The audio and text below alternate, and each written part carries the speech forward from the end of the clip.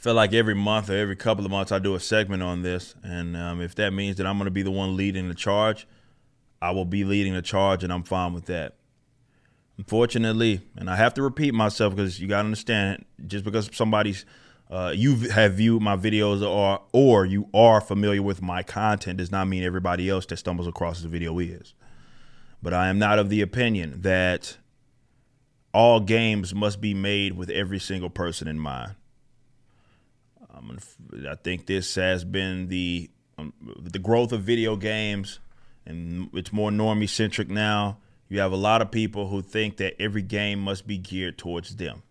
And they even think that, which is wrongful, that, well, good game design is having the most options in the world and basically you being the master of none. And that's not what it is. Just because options for the sake of options does not mean that your game is good. It doesn't mean that you're giving your people a good experience, especially if you had one in mind. Often baked into that experience is, of course, your intention that you made as a video game developer. And if you are trying to consider everybody in the largest demographic of people, for certain games that makes sense. But you can also lay it. We've seen a lot of eggs that have been introduced in the name of accessibility is the term that they like to use. And I'm not talking about like colorblind settings. I'm talking about people that think as if, well, it has to be the lowest barrier entry for every single game that exists.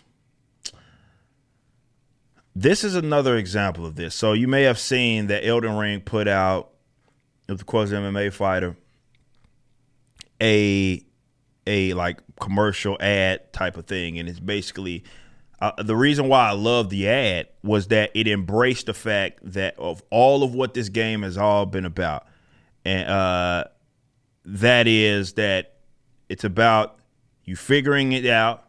You're going to struggle. You're certainly going to die. And that is what the entire commercial is basically about, being able to do it and overcoming. That is the experience of pretty much every pretty much every Souls-born game. This is why people who think that, well, if you give it a difficulty slider or something like that, you're not changing the experience of other people. However, the experience in itself that the devs are trying to give you, the difficulty is baked in that.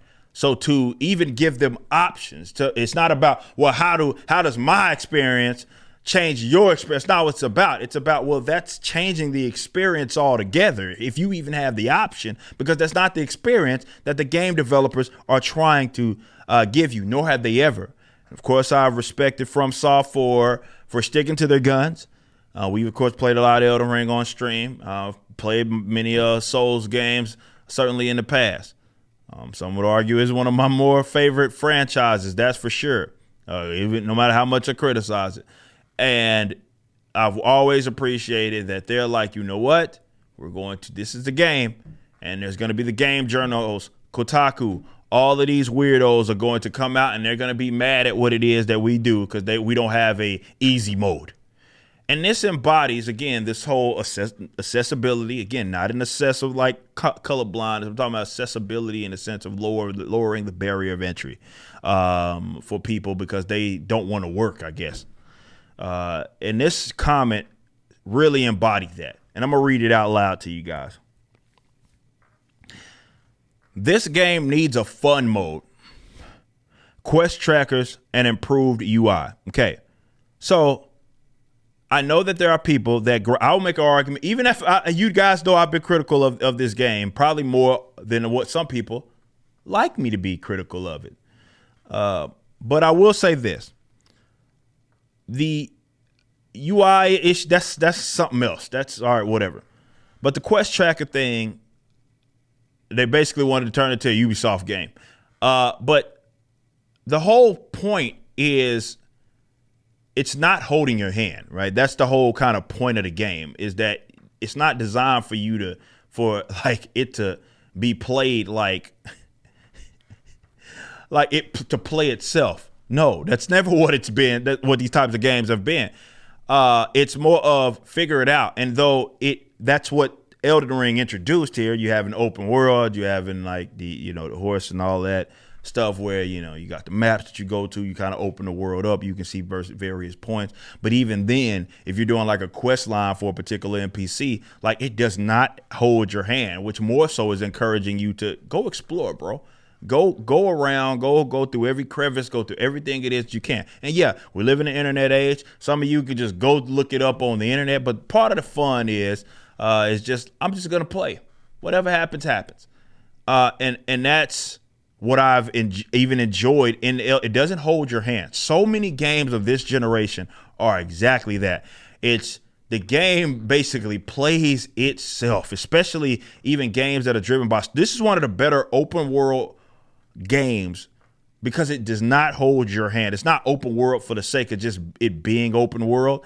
It's open world in a true sense. Like you can go do whatever it is that you want. Yes, there's quest lines, but you can go really whatever pace it is. Certainly that it is that you want. So it doesn't, because it doesn't hold your hand, is something what I've always appreciated. We live in this day and age of the interactive movie, right? That's what a lot of these games are. It's like minimal gameplay as far as it being gameplay dominant. That's like second, third on the list. And the first thing is like the cinematic movie experience. And I get it. If that's your type of game, that's fine. But to act like every game must be made with you in mind is the problem. And he says, when you're a parent in an actual full-time job, gaming should be fun. Okay, it's a stupid statement. Adding a fun mode would bring way more players to it. That would, again, change the view of what the devs have for their understood experience. Even if you think it's niche, it proves that you can make a niche game have a lot of success. A lot of people are already crowning this as game of the year, depending on what else comes out. It's difficult. It does not have a lower barrier entry, yet it showed you that you can be very, very successful. What I dislike, because this is the same argument that I've gone back and forth with these crack smokers online, and that is fun to them is mindlessness. That's basically effectively what it is. It's mindlessness. It's you don't have to think. It's there's coordination, which is what gaming is about, reaction and all that. And they think that should be removed, and basically they should be able to basically go right through it without any sort of struggle, one-shot people and enemies, and that's it. And to them, that's fun. What they're too stupid to understand is that it's not fun for everybody, and that's fine. Fun does not equal mindlessness. For you, maybe you think mindlessness is fun, but fun for me is competition.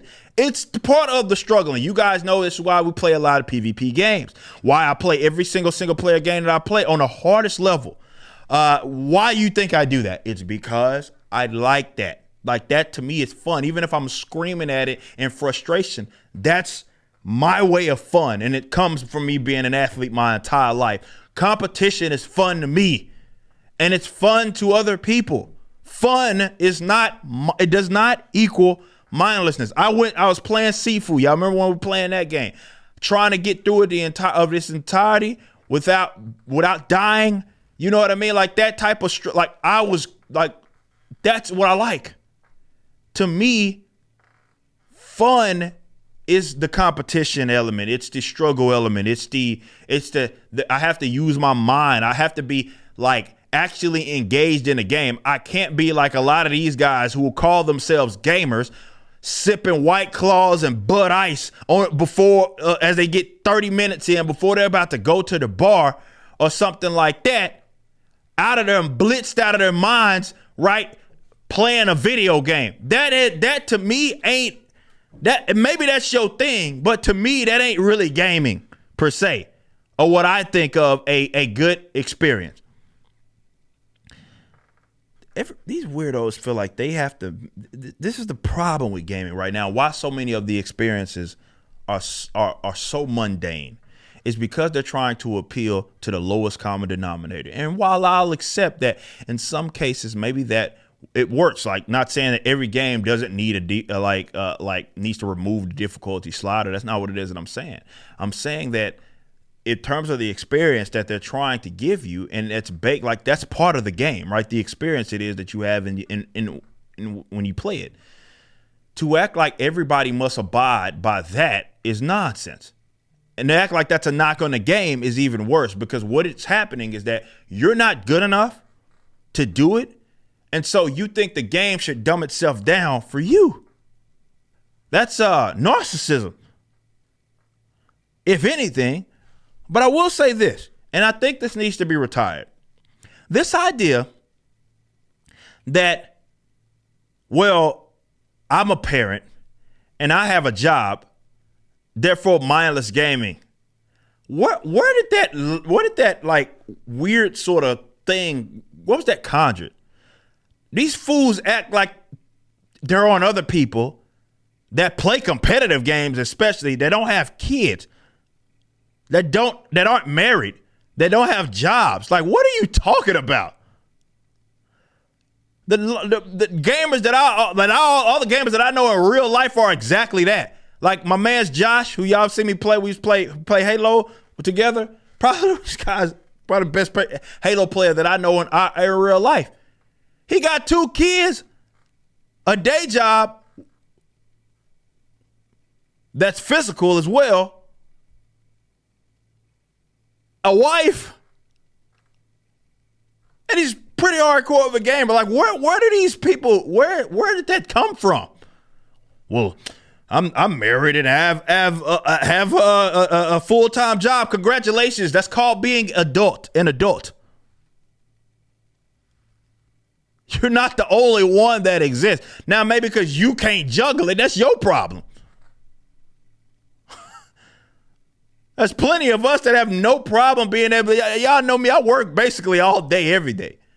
You know what I mean? Which is why I have to get my gaming in on stream to try to work and game at the same time when I do it. But I'm nonstop. I'm all day. I'm working. Where do these people get off?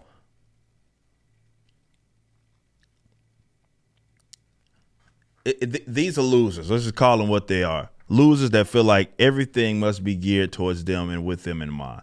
Please retire this fun thing, and please retire this. Well, you're a parent and got a full-time job. Congratulations. So are the rest of us. So are many of us that are gamers that like, I don't know, Elden Ring. You're not special, you idiot.